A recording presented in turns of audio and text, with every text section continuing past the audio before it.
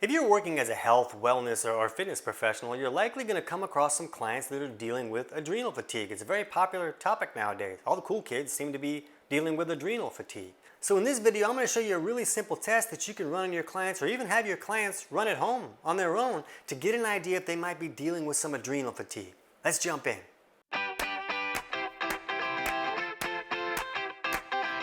TC Hale is not a doctor and does not claim to be a doctor or licensed in any type of medical field. Don't be an idiot and use anything heard on the show as medical advice. This information should be used for educational purposes only, and you should contact your doctor for any medical advice. Now get off me. Now keep in mind that this is not a diagnostic test. You're just getting an idea of, hey, is there a sense that there might be a problem with the adrenals and maybe we can take some steps to help them out a little bit. So all you want to do is just get a normal blood pressure cuff that you or your clients can pick up at a pharmacy for $30 or $40. You can find them pretty much anywhere. And even if you have a client that you're working with through email or through Skype or something, you can just have them, yeah, just go to your pharmacy and pick up an automatic blood pressure cuff. So all you do is you just have them lie down on the couch or on their bed or on a table or something and take their blood pressure reading with the automatic cuff while they're lying down. And then take note of that number, and then before they stand up, have them push the button and then stand up and hold still so they can take the reading again without ever taking the cuff off of their arm. So we're looking for one number while they're lying down and another number while they're standing up. And what we should see is we should see that systolic number, which is the top number on the automatic blood pressure cuff. We should see that number go up. The adrenals are kind of in charge of helping us adapt to different stresses in our life. So going from a lying to a standing position, that's a stress. So the adrenals should help us raise that blood pressure to help us push more blood through the system to get it to the brain and everything when we stand up. Otherwise, a person gets a little bit dizzy or they don't feel right or they forget what their name is. So the adrenals help us do that.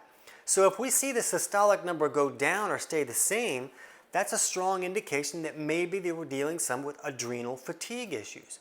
Now, I'm not a big fan of treating adrenal fatigue. I view it kind of like whipping a tired horse. There's a problem not with the adrenals itself, but there's a problem in the body that's calling on the adrenals all the time to help out with this stress. Hey, can you help me with this stress? You helped me yesterday. How about you help me all day long today? That shouldn't be the case. The adrenals should just be there to deal with emergency or stress-related situations. So what we like to see people do with their clients is help them treat the underlying cause of the problem. Now, the most common underlying cause that might be causing stress in the body almost all the time is low resources. You know, the body needs resources to run all of its functions. And when there aren't enough resources, that's a stress. That would be like trying to pay $800 worth of bills with 12 bucks. That's a stressful situation. So this seems to be the most common cause for the body calling on the adrenals to help out all the time, is just there's not enough resources and minerals in the system to do all those functions. Now, the most common reason that this would happen is that a person may be having digestive malfunctions that aren't allowing them to fully break down their food and pull all the nutrients and minerals out of that food. So that's why they eat the food, is to get the nutrients and minerals out of there.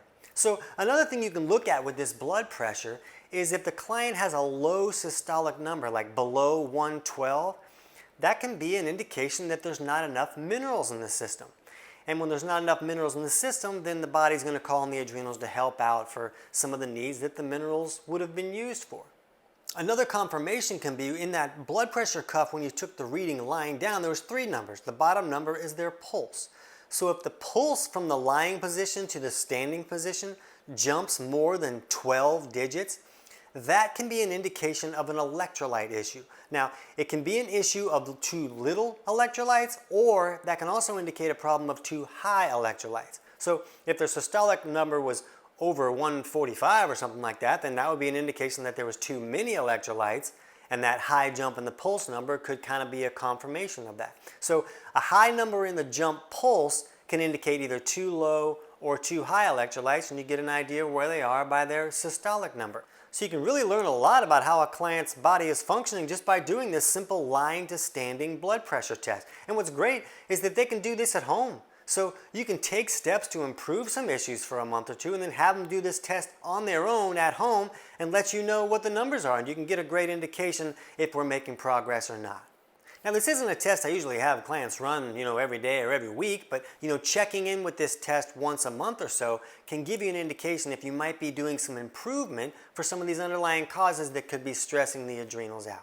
So for now, the main thing to understand is that when someone's adrenal fatigues are having trouble, you want to look at, are they dealing with some type of stress in their life or some type of stress in their body, like maybe some type of infection or bacterial overgrowth or some problem that's creating a lot of stress in the body, or do they not have enough resources to deal with their normal livelihood stress situations? So that's what you really want to look at, and it's very common that digestive malfunctions are behind the issue when there's not enough resources for the body to use. So for now, check out our video on helping clients improve digestive issues to get more insights into what may be going on with digestion.